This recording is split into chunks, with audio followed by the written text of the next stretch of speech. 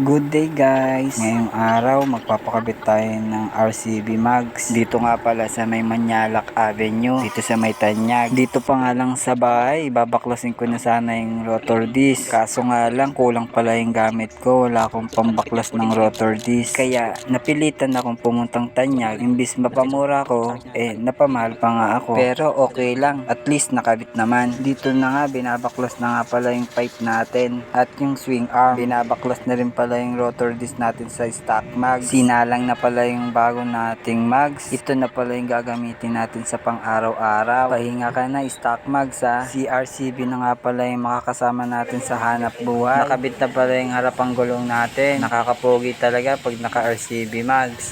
Dito naman tayo sa likod ng gulong. So dito nga malapit na tayong matapos. So makikita ko na yung kapogian ni Chihiro. Parang yung may-ari, pogi lang pag naka-helmet. Tapos na nga palang ikabit yung mags natin. Ito na yung itsura ni Chihiro ngayon. Hanggang dito na lang pala tayo. Thank you. Ride safe.